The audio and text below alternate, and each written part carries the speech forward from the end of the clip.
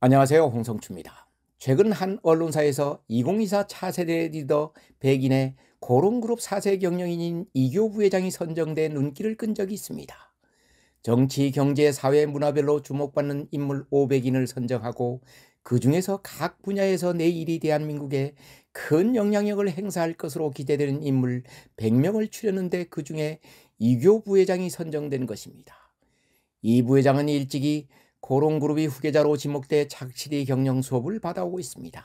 부친인 이웅열 회장이 건재한 터라 아직 후계자를 논하기엔 그렇지만 사실상 향후 고롱그룹을 이끌 사람이면 분명합니다.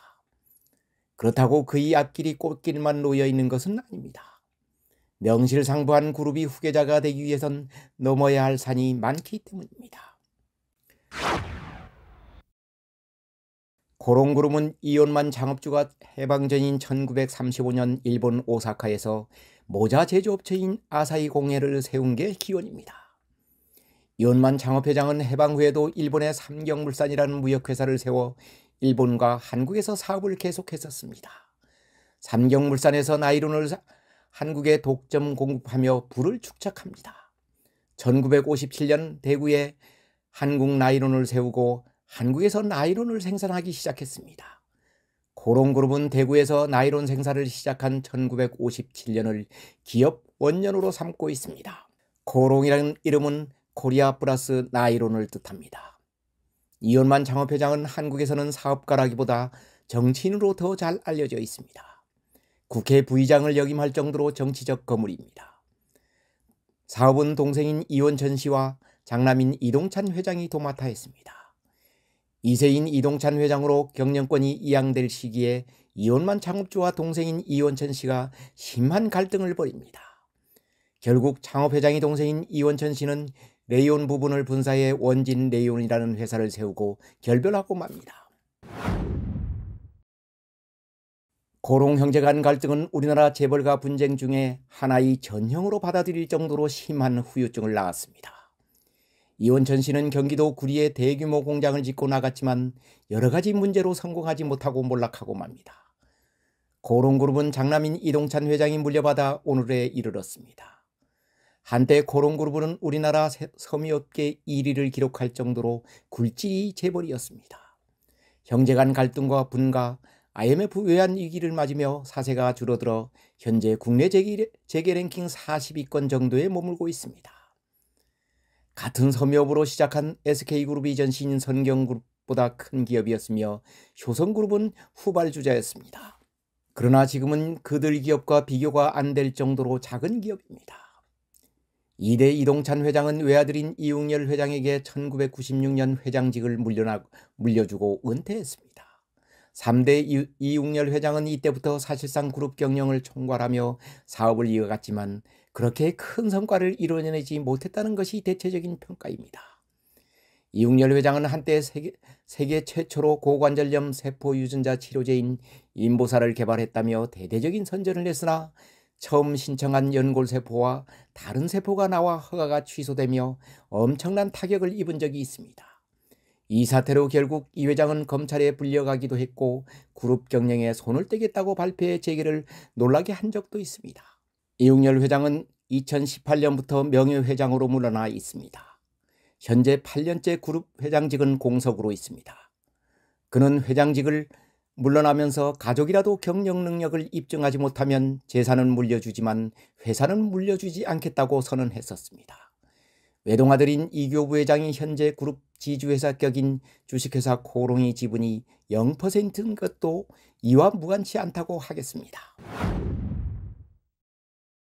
1984년생인 이교 부회장은 독특한 이력을 갖고 있습니다.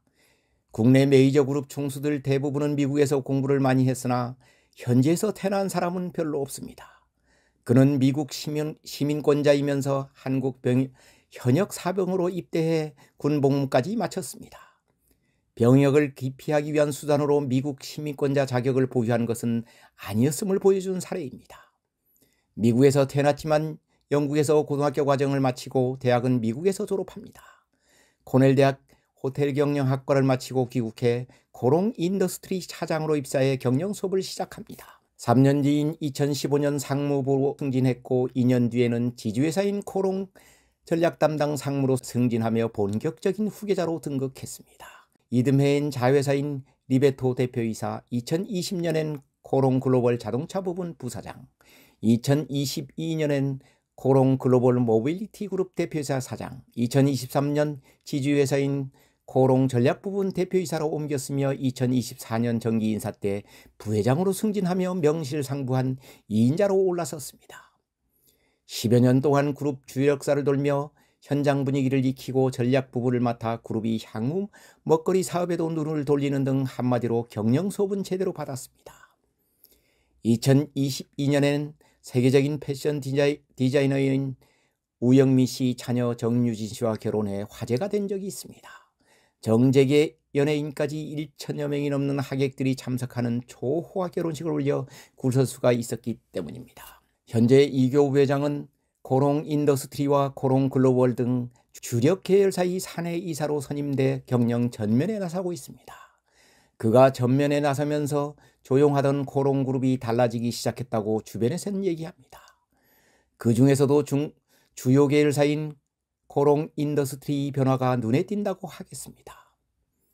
저가 중국산 공세로 적자를 내던 필름 사업을 과감하게 떼어낸 것이 그의 작품입니다. 인더스트리 PET 필름 사업을 SK 마이크로웍스와 합작법인을 설립해 현물 출자 방식으로 손절하기로 한 것입니다. 대신에 차세대 먹거리인 2차 전지와 수소 등 친환경 사업과 우주 사업 등에 집중하고 있습니다. 고롱 인더스트리는 수소연료전지, 자동차 핵심 소재 등으로 미래 모빌리티 사업 분야를 공략한다는 계획입니다.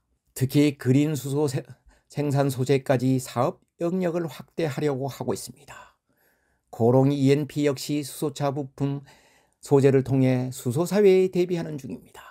고롱 ENP가 생산하는 소음기 하우징이나 히터 하우징 등은 가수 배출을 줄이는 등 친환경적 특성을 갖고 있습니다.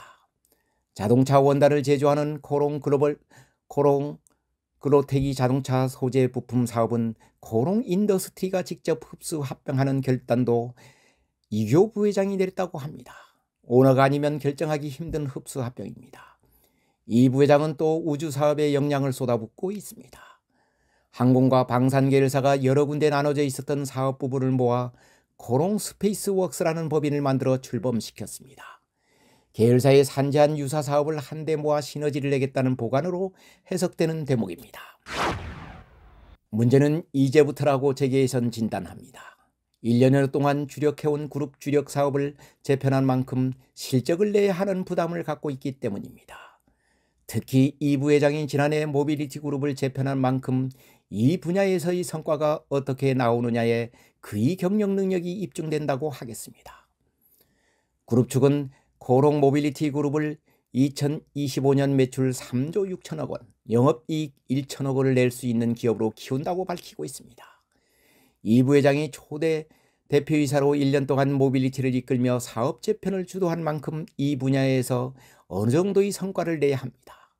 이교 부회장은 고롱그룹이 미래 사업인 수소산업을 성공적으로 안착시켜야 하는 과제도 안고 있습니다. 본인이 주도해 미래 먹거리 사업으로 선정해 그룹을 재편한 만큼 여기서도 일정 부분이 성과를 내야 후계자로서의 입지가 단단해질 것이기 때문입니다. 이 부회장은 대기업 수소사업 협의체인 코리아 H2 비즈니스 서밋에 그룹을 대표해 참석하고 있습니다. 코리아 H2 비즈니스 서밋은 김동관 한화그룹 부회장과 정기선 HD 현대그룹 부회장 등이 참석하고 있습니다. 이들은 협력 파트너이자 경쟁자이기도 합니다. 이들도 곧 그룹 회장직에 오를 인물들이라 수소사업은 앞으로 재벌 3, 4세들이 경영 능력을 시험하는 경영장이 될 것 같습니다. 이교 부회장이 모빌리티 사업과 수소사업 등을 통해 경영 성과를 선보인다면 부친으로부터 경영권을 승계받는 데 별 어려움이 없을 것으로 주변에서는 진단하고 있습니다. 부친인 이웅열 명예회장은 인보사 사태로 경영권을 내려놓으며 아버지로서 재산은 물려주겠지만 경영 능력을 인정받지 못하면 한 주도 물려주지 않겠다고 선언한 바 있습니다. 물론 당시 사정상 그럴 수밖에 없는 처지였지만 실제로 이웅렬 회장은 자신이 보유한 코롱 지분 49.74% 중 한 주도 아들에게 물려주지 않았습니다. 그렇다고 일남 이녀를 둔 이웅렬 회장이 가업 승계 원칙을 지키려면 다른 대안이 있는 것은 아닙니다. 어쨌든 이웅렬 회장이 2018년 선언한 경영능력 승계 원칙은 지금까지 지켜지고 있는 셈입니다. 이규호 부회장이 그룹 사업을 재편하면서 미래 먹거리에 총력을 기울이는 것도 이와 무관치 않다고 하겠습니다. 재벌가 상속자 중에서 가장 편하게 그룹을 물려받을 수 있는 이규호 부회장이지만 부친이 능력 승계 원칙을 뛰어넘어야 하는 숙제를 동시에 안고 있는 것입니다. 자신이 주도한 그룹 재편과 중점을 두고 있는 사업들에 어떤 성과를 내느냐에 코롱그룹 회장 등극 시기가 빨라질 수도 있고 늦어질 수도 있다고 하겠습니다. 경청해 주셔서 감사합니다.